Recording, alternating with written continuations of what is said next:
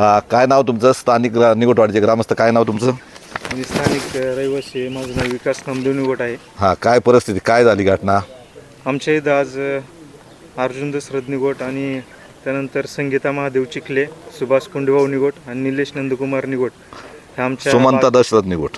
हां सुमन दशरथ निगोट हे आमच्या बाजूचे चुलत भाऊ रहिवासी आहेत. सुमन आहे का त्या? सुमन. हा, रहिवासी आहे. त्यांच्या घराला साधारण दुपारी 12च्या दरम्यान शॉर्ट सर्किटमुळं आग लागली आणि त्या आगीमध्ये सर्व घरांचे पूर्णपणे नुकसान झालेलं आहे. त्यामध्ये संस्थारूपी साहित्याचं देखील मोठ्या प्रमाणात नुकसान झालेलं आहे. जवळजवळ सगळंच उद्ध्वस्त झालेलं आहे. त्यामध्ये मौल्यवान वस्तू देखील त्या ठिकाणी हे झालेल्या आहेत.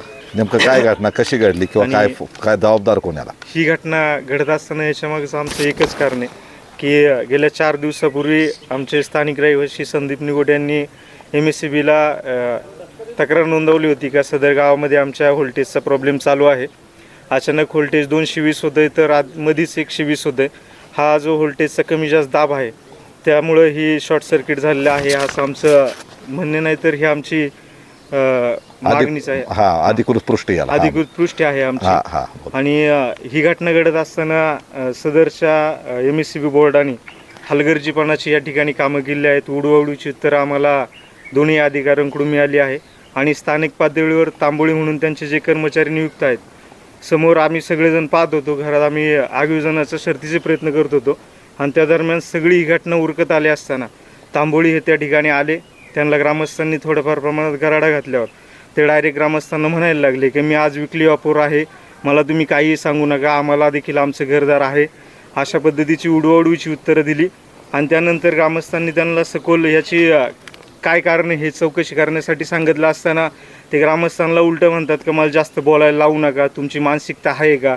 आणि ह्या गोष्टी सगळ्या आल्यानंतर पत्रकार ज्यावेळेस इथं येत होते, ज्यावेळेस पत्रकारांना इथं आलेलं पाहिलं त्यावेळेस सदर विकली ऑफवर असलेल्या तांबोळी वायरमॅननी सदर इथून पळ काढलेला आहे.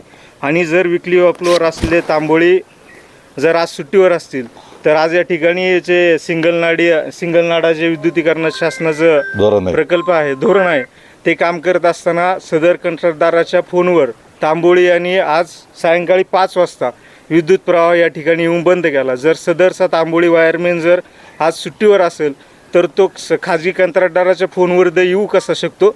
आणि एवढी मोठी जीवितहानी आणि एवढी मोठी संस्थारूपी उद्ध्वस्त होत असताना तांबोळी हलगर्जीपणाची त्या ठिकाणी उत्तरं देऊन सदर सर्व ग्रामस्थांना चुकीत धरण्याचा प्रयत्न आणि त्याच्या अधिकाराचा असलेला वापर करून ग्रामस्थांना या ठिकाणी गप करण्याचा प्रयत्न करत होता.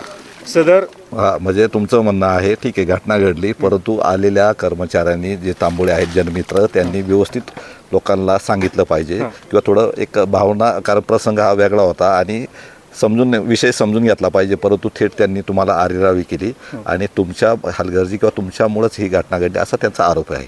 तर अशा पद्धतीने तुम्ही आता त्यात थेट आरोप केला आहे, याची चौकशी झाली पाहिजे अशी संपूर्ण ग्रामस्थांची तुमची मागणी आहे.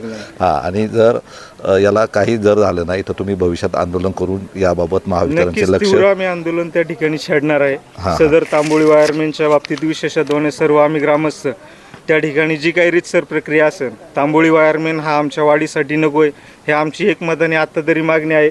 आणि त्यासाठी जी काही शासकीय कामं असतील, जे काही शासकीय कागदपत्र करायचे असतील ते आम्ही पूर्ण करू आणि सदर कार्यालयाला ती कागदपत्र जमा करून तांबोळी वायरमॅन आम्हाला नको ही भावना या ठिकाणी व्यक्त करतो. निलेश नंदकुमार निगोट यांच्या निवासस्थानी ज्या 2 घटना घडल्या त्याच्या शेजारीचे घर आहे. तर नेमकं आगीचं स्वरूप समजलं नाही, पण महावितरणच्या शॉर्ट सर्किटमुळे आग लागल्याचं सांगण्यात आलं. तर काय निलेशजी, काय कशामुळे घटना घडली किंवा काय करत होते तुम्ही? बाहेर होते का त्यावेळेस? हां, मी बाहेर होतो. शॉक सर्किट झाल्यामुळे अचानक आग लागली. त्यावेळेस मग तुम्हाला फोन आला का? हां, फोन आला. मग काय इथं तरुणांनी मदत केल्यामुळे आग विझली. इथं काय काय होतं साहित्य तुमचं? घरगुती साहित्य होतं. पहा, इथं सायकल आहे किंवा बाकीचं छत सुद्धा जाळलेली दिसते, कांदे आहेत, काही प्रमाणात कांदे जाळले, कौलं सुद्धा फुटलेली आहे आणि काही प्रमाणात इथं घराचं नुकसान झालेलं आहे. तर नेमकं ही आग शेजारच्या घरावरून आली असं सांगण्यात आलं आहे, नेमकं अधिकृत नाही, परंतु हे पूर्णपणे छतसुद्धा याचं म्हणजे जाळलेलं दिसतं आहे. आणि इथं त्यांनी आपलं साहित्य शेती साहित्य किंवा इतर जे उत्पादन होतं माल ते इथं ठेवण्यासाठी इथं एक प्रकारे गोडाऊन केलं होतं आणि त्यालासुद्धा मोठ्या प्रमाणात झळ बसल्याचं दिसून आले. तर ह्या महावितरणच्या हलगर्जीपणामुळे म्हणजे 4 घरांना आग लागली. त्याच्यामध्ये हे 3रं घर आहे निलेश निगोट्यांचं आणि त्यांचं सुद्धा मोठ्या प्रमाणात नुकसान झाले. कांदे किंवा सायकली आहेत किंवा बाकीचं धान्य साठवण्यासाठी छोटे छोटे डबे आहेत आणि वर कौलारू जे आहे ते पूर्णपणे त्याचं छताला सुद्धा मोठ्या प्रमाणात नुकसान झाल्याचं दिसतंय. मग किती तरुण होते विजवायला? काय आग विजवायला? 100-150 तरुण असतील. 100-150 तरुण होते. किती वेळ चालली होती आग, काय अंदाज? अर्धा तास. अर्धा तासात विझवली आणि तातडीने मग स्थानिक सगळ्या मुलांनी पाणी आणून विझवली आणि कुठली जीवितहानी झाली नाही. जीवितहानी.